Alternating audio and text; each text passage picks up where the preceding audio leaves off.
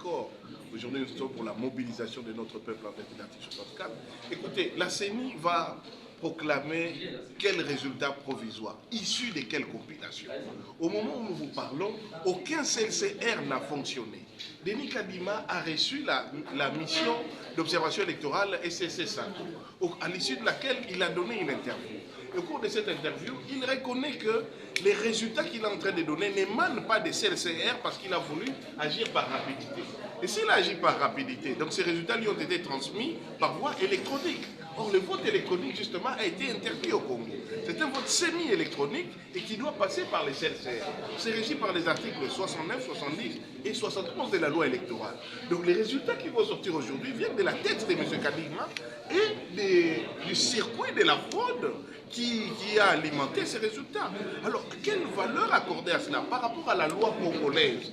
Pourquoi n'y a-t-il pas eu compilation? Vous êtes des journalistes, posez-lui la question. L'article 71 lui dit qu'il ne peut annoncer que les résultats issus de la compilation. Cela vient d'où? Il a ouvert combien de bureaux de vote? Il ne vous le dit pas. Il a ouvert combien de machines à voter? Il ne vous le dit pas.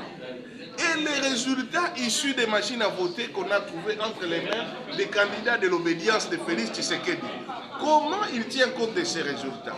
Les élections qui ont eu lieu après les 20, comment il les intègre alors que c'est en violation de la loi? Et vous voulez nous dire qu'aujourd'hui, Denis Kadima est en train de rendre public des résultats de quelles élections?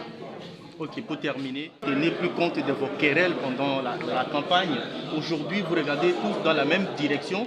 Comment allez-vous réussir à mobiliser la population quand on constate jusque-là que ces résultats pourraient être acceptés par la majorité de la population? Toute personne indépendante d'esprit qui ne soutient pas la fraude sait que ce qui s'est passé avec M. Kadima était un simulacre d'élection.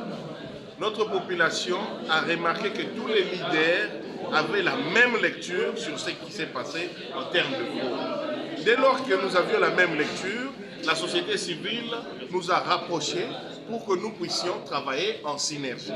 Il est possible que certaines actions se feront en synergie,